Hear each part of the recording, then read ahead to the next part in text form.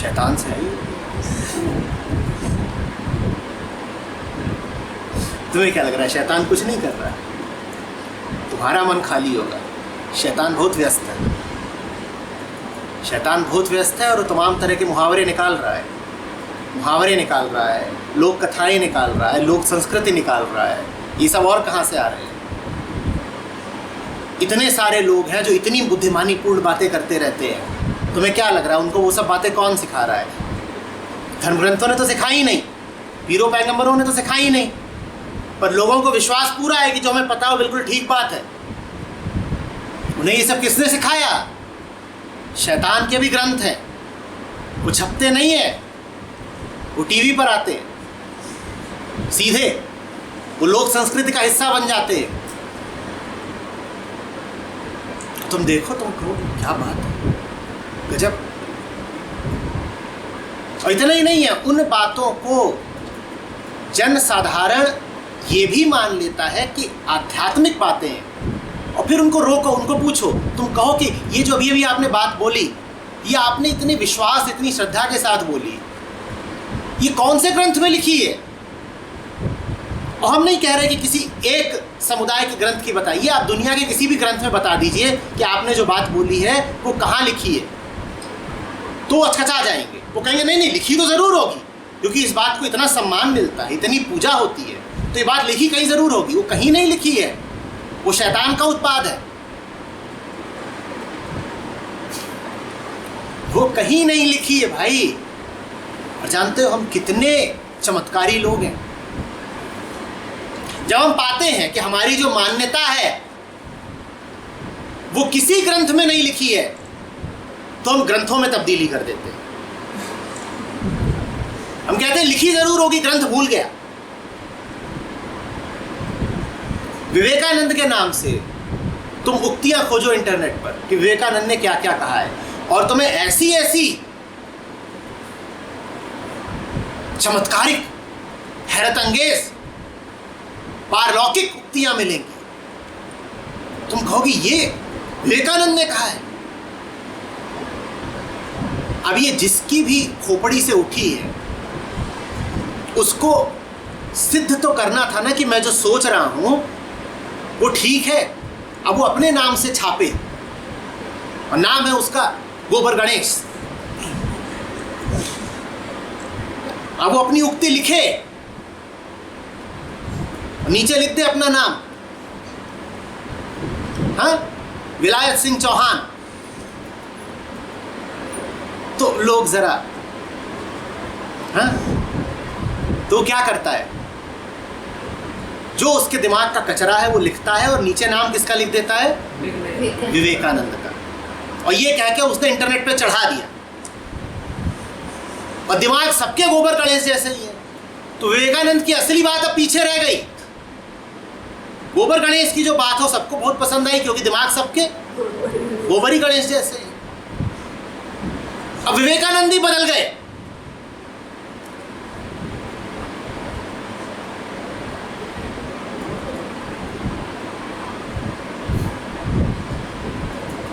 शैतान बहुत व्यस्त आदमी है, बहुत कुछ कर रहा है।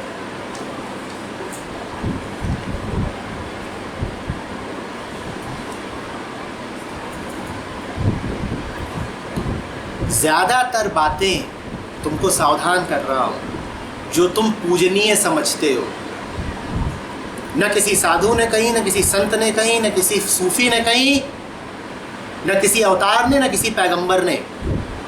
वो बेवकूफ़ लोग थे क्या कि वो बातें कहेंगे जो तुम पकड़ के बैठे हो? ज़्यादातर बातें जिनको तुम जीवन में असली केंद्रीय समझते हो, वो कभी किसी समझदार आदमी ने नहीं कही। ये तो छोड़ दो कि परमात्मा ने कही, परमात्मा के अवतार ने भी नहीं कही। किसी भी समझदारी बड़े स्रोत से वो बातें आ ही नहीं सकती जिन बातों को तुमने सत्य वचन का दर्जा दे दिया है।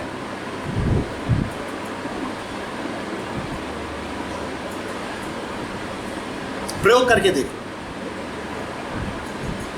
सामाजिक सुप्रचलित मान्यताओं की एक फेहरिस्त बनाओ। लोगों से आगे बोलो, 10 बातें ऐसी बताइए जो आपको लगता है बड़ी शुद्ध हैं, पूजनीय हैं, अनुकरणीय हैं, और ऐसे करके सूची बना लो 100 वचनों की, और फिर खोजने निकलो कि ये हैं कहीं किसी धर्म ग्रंथ में। तुम हैरान हो जाओगी उसमें से अगर तुम्हें 10% भी मिल जाए। और मैं सीमा दिए दे रहा हूँ, अगर तुमने 100 वचन लिए हैं तो उसमें हद से हद 10 ऐसे मिलेंगे जिनसे मिलती जुलती बातें किसी शास्त्र में हो, अन्यथा मिलेंगे ही नहीं, मिलेंगे ही नहीं। और हम उन पर जिए जा रहे हैं।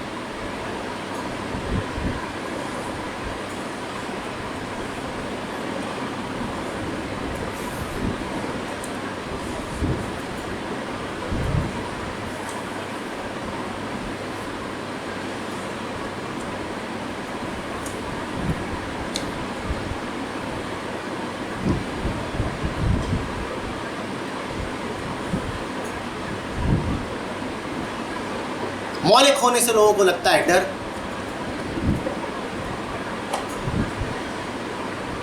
उनसे कहो कि भाई थोड़ा मौलिक अध्ययन भी कर लो, थोड़ा समझने की कोशिश भी कर लो, सब कुछ तुम्हारे सामने है। कबीर, अष्टावक्र, उपनिषद, ग्रंथ साहिब, बाइबल, कुरान, जिन्होंने ये जमीन पे उतारी, उन्होंने कोई पाबंदी तो नहीं करी थी कि तुम पढ़ना नहीं। वो तो चाहते थे कि जपो, भजो, खूब पढ़ो।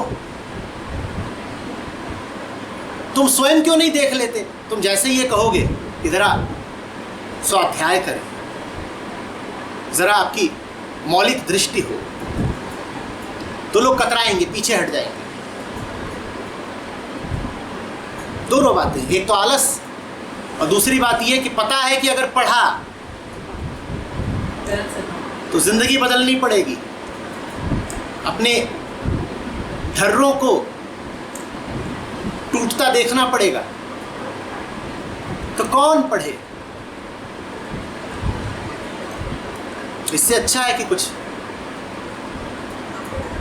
विश्वास पाल लो और उसी विश्वास को नाम दे दो सच्चाई का, धर्म का।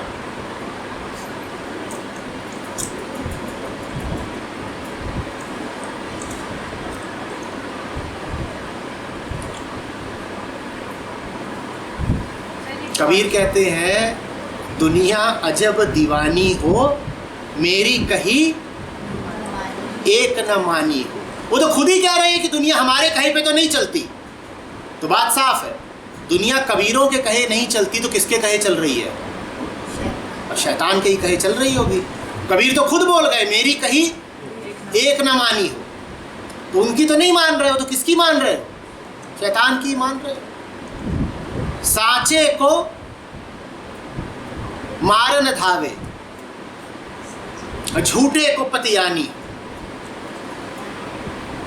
सच को तो मारने दौड़ती है। अब कबीर सच है तो जाहिर सी बात है उन्हें मारने ही दौड़ी होगी। और झूठे को पतियानी, जो झूठ बोले उसके पीछे पीछे चल देती है।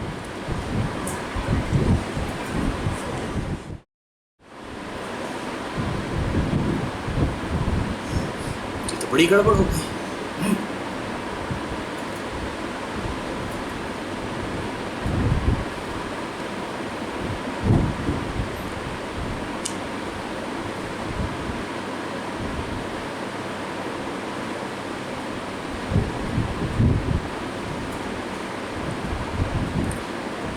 देखिए, जीवन सरल होना चाहिए, सरल है। अगर आप जीवन में गांठें पाते हैं, उलझन पाते हैं, बेबसी, बेचैनी पाते हैं, तो वजह सीधी साफ है, आप सच्चाई पर नहीं जी रहे।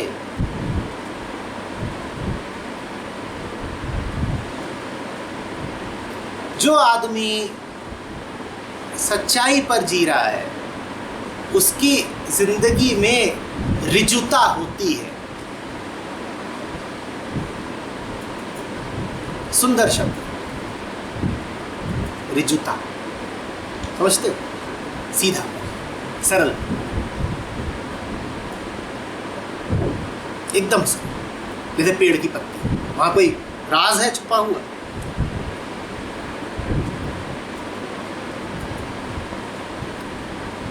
उसके चेहरे पर भी कोई राज नहीं छुपा होता। उसका चेहरा ऐसा होता है जैसे आर पार। हमारे चेहरों पे देखो कैसे राज छुपे हैं, हमारी आंखों में देखो राज ही राज होते हैं, खासतौर पे शायरों की आंखों में।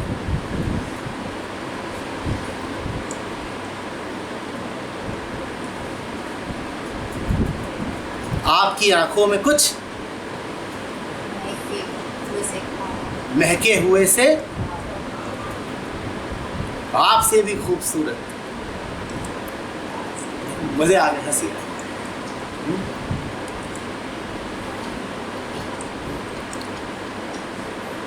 बुद्ध के पास न ख्वाब है, न राज है, न अंदाज है। उनकी आंखें बस आंखें हैं, और तुम्हारी आंखें आंखें नहीं होती। अभी एक ने आंख मार दी, उसकी मारी हुई आंख वायरल हो गई।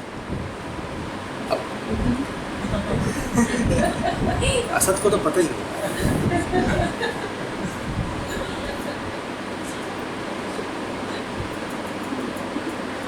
अब आंख अगर सिर्फ आंख होती तो खुली आंख भी आंख है और बंद आंख भी आंख है,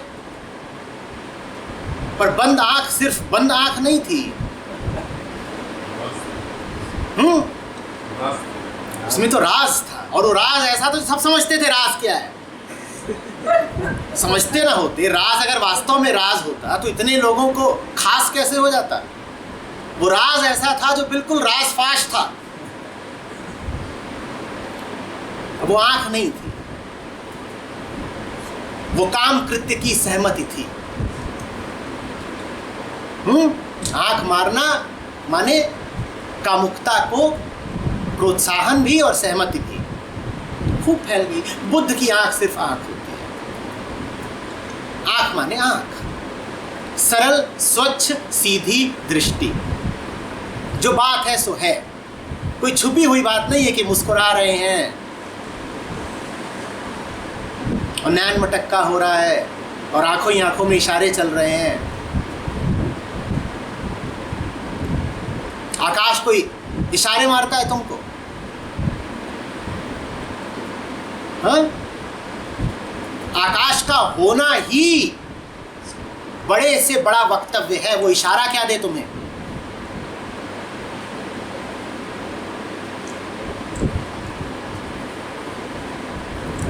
खाली है, खाली है, इसीलिए उसकी वाणी हर तरफ गूंज रही है।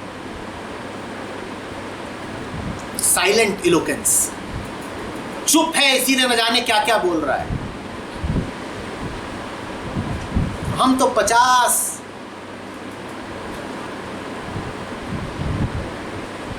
अंजू पंजू चंजू बातों को लेकर के घूम रहे हैं।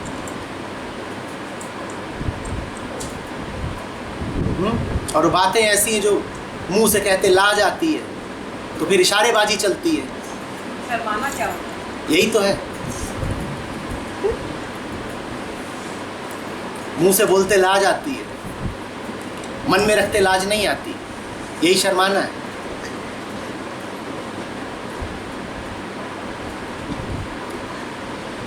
करते लाज नहीं आती, दिखाते बुरा लगता है। यही तो लज्जा है।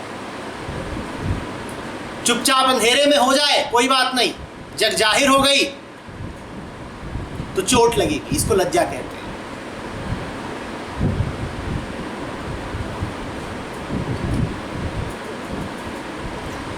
अरे भाई, चीज अगर वास्तव में तुम गलत जानते तो वो तुम्हारे जेहन में, तुम्हारे संसार में मौजूद नहीं होती ना। लज्जा का तो अर्थ ही है कि है तो पर छुपी हुई होनी चाहिए। समझो, लज्जा माने रखो पर छुपा के रखो। और फिर इशारे करते रहो, आंख मारते रहो, उतना ठीक है। आंख मारने से और रस बढ़ता है। मुंह से ही बोल दो बिल्कुल खुल के तो मजा नहीं आता ना। अचार की तरह है, तुम्हें मिर्च का अचार दिया गया, एक ही बार में तुमने ठूस लिया तो क्या मजा आएगा। उसको तो थोड़ा थोड़ा करके चुस्कियां लेते हो। तो ऐसे ही है इशारेबाजी, आंख मारना, लजाना। गोरी ने झलक दिखा दी, अब गोरी सब आवरण हटा दे तो गोरा भाग जाए। पर जब गोरी जरा सी झलक दिखाती है तो गोरा और उन्मत्त हो जाता है, लगता है नाचने कि गोरी ने जरा सा भी घूंघट उठाया, कि जरा सा पल्लू सरकाया। आहा, और सड़क पे पगलियां घूम रही हो नंगी, वो दिखती है कभी कभी, तो हमने तो नहीं देखा कि गोरे जा करके उनको गले लगा लें कि घर ले जाएं।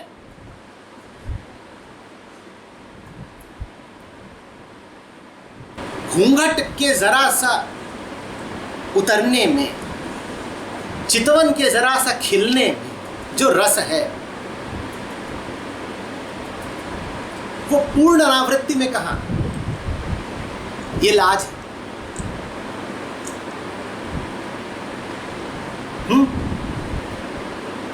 अभी हमने बहुप्रचलित सत्यों की बात करी, उसमें से एक ये भी है, लज्जा नारी का भूषण है। कौन से उपनिषद में लिखा है बताओ। पर खास तौर पर भारत में ये बात खूब फैली है। शर्म, हया, इज्जत, लाज,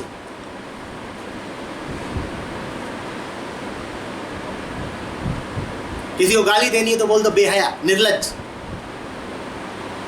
बड़ी गाली मानी जाती है, बेहया बोलती।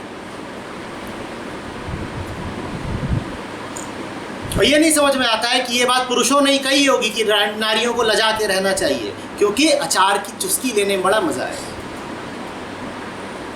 वो लजाई लजाई घूमे और तुम सजे वजे पीछे पीछे चलो, बढ़िया। स्त्री लजाए ना तो पुरुषों की उत्तेजना खत्म हो जाए। जरूरी है उसको पर्दे में रखो, पर्दे में है, उसके बाद जब पर्दा हटेगा तब क्या फूल खिलेगा। अब पर्दा है ही नहीं तो उत्तेजित किस बात को लेके होंगे।